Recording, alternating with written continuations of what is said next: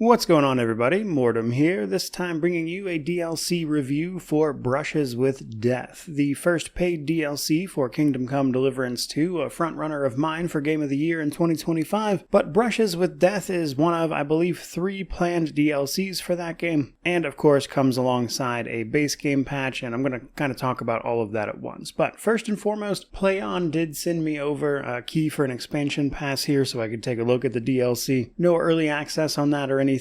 It went live the same time everybody else's did, but just wanted to let people know that they did in fact send me a key for it. But in the case of Brushes with Death, it's a $6 DLC, $5.99 to be specific, which already is a price point that I can appreciate at the very least. But as I mentioned, this is divided up largely into a base game update on top of what the DLC adds. Now, the base game update does add a few things of actual content in the form of horse racing and horse archery, which are some quests you can find available in the Nomad camp, and as you might expect, there's a whole little side quest associated with that and kind of learning the ins and outs of it, and that's in addition to the rest of what the patch does. Now, I have seen some people mention that this patch 1.3 did introduce some stability problems for them, though for me personally, I didn't really run into any issues outside of some small flickering that was not present previously on certain art assets. I would say by far and away the biggest thing this patch does for the base game is takes aim at fixing a whole host of little problems that could crop up in a variety of different quests. They also generally rebalanced and took a look at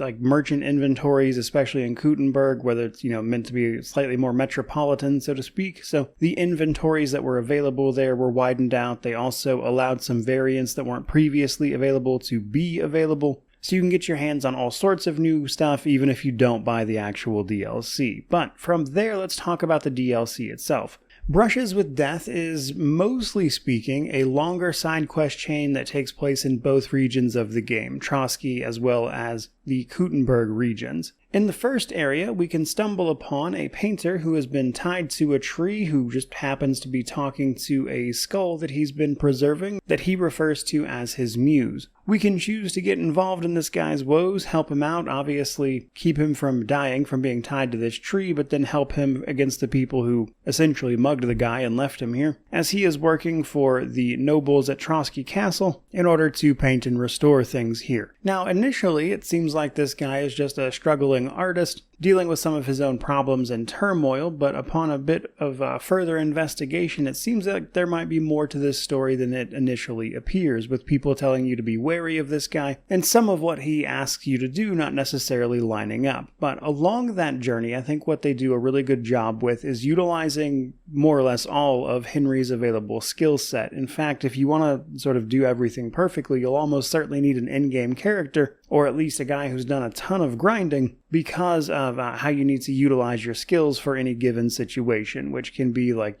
talking somebody up, brewing the perfect potion for a cure, or simply investigating and finding alternative solutions or extra bits of content, so to speak, so you can work your way through the bulk of what this DLC is actually all about, as this artist attempts to create a masterpiece that is both memorable and enduring. Now, straight away, just along that line, I would say it's some of the game's more interesting side content, for sure, which you would probably want from a paid DLC. Most of the quests are a little more involved, and because they have these alternate solutions and stuff you can find, some of which isn't even directly mentioned, only implied, there is a decent bit of replayability here in what is probably going to run you like 5 to 10 hours depending on you. And the rewards for that are many. First and foremost, you can get some really cool looking armor, some very unique pieces that you're not going to be able to get anywhere else, and while their stats aren't exactly the best, they do look really cool, and that always counts for something. Speaking of looking really cool though, one of your main rewards for helping the painter here is the ability to paint your shields with, various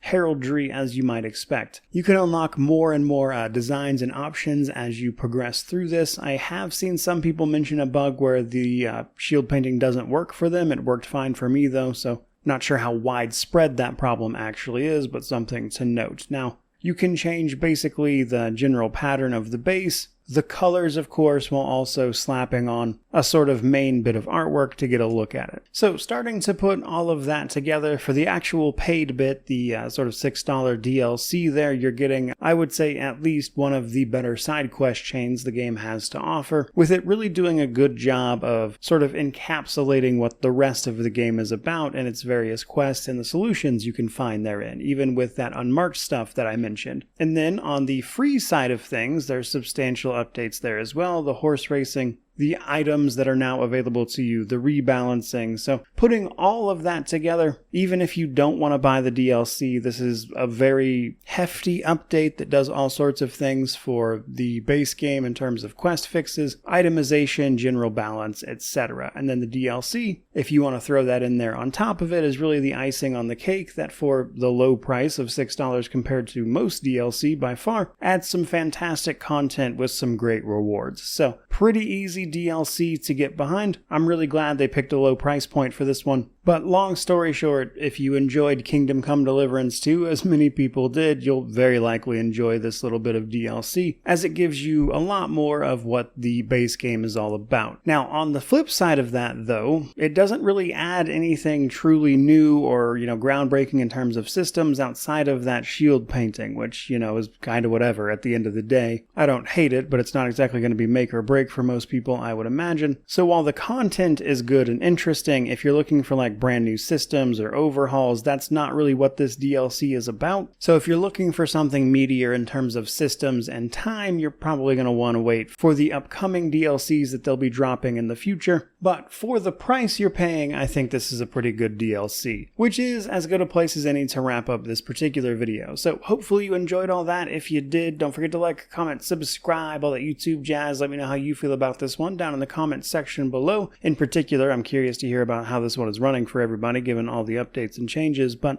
regardless of any of that, truly just thank you so much for watching. I really do appreciate it. May you wander in wisdom and have an amazing day.